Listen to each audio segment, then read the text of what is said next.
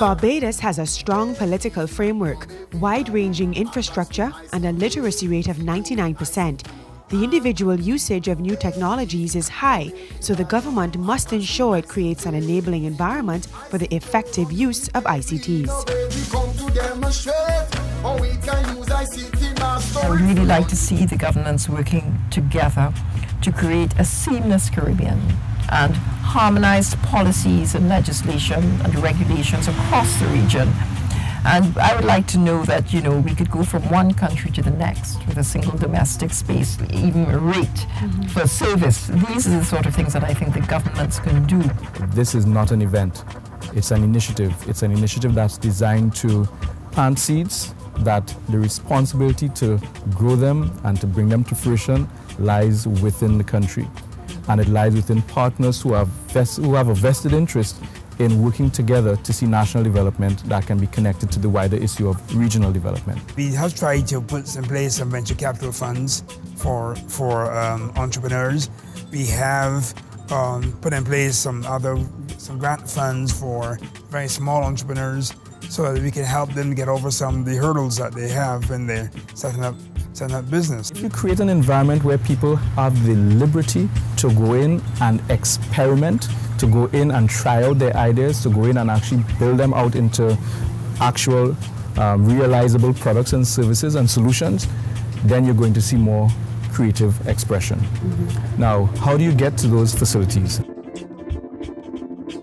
One of the lessons that you bring from entrepreneurship, from being in private practice, is that you work harder for yourself than you work for anybody else. And you may succeed, but you actually have to be very nimble in doing it. And you have to have a great deal of faith in yourself and be very resourceful. You can, to some extent, teach entrepreneurship. In many cases, it has to do with your personality and very much who you are to become a successful entrepreneur.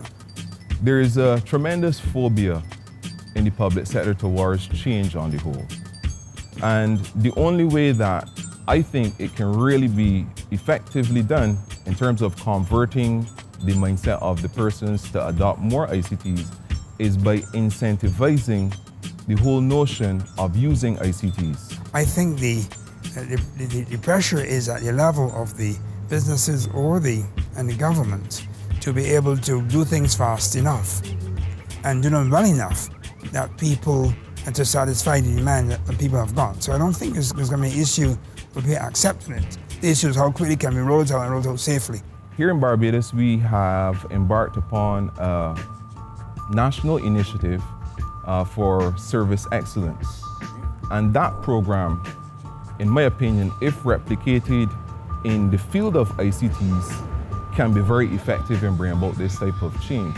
And again, the foundation of that particular initiative would have been, how do we incentivize the workers, the companies, to practice more service excellence? Likewise, I think technological excellence, if we may use that term, can also be harnessed and embraced by our civil servants, our public sector, our private sector, the NGOs, and the entire civil society. Those facilities already exist. They exist in our schools, they exist in our libraries, they exist in underutilized government offices after hours.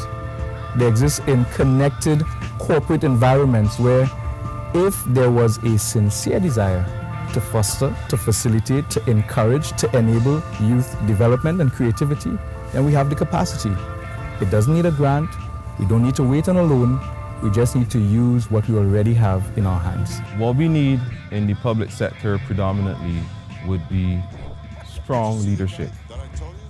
Leadership from the very top on the ministerial level in order to get this mindset of ICT usage cultivated throughout the entire system. I said in the Innovators Forum that Mark Zuckerberg has nothing on our local talent. I remember that. Because the talent, the creative talent is here, and we're seeing it. The difference is Mark Zuckerberg exists in a different sort of environment that enables him to do certain things that we can't do here, right? And his creativity could thrive in that environment. And we need to have similar, you can't deny the genius, but we have it here too. So it is creating the enabling environment to have our innovators really thrive.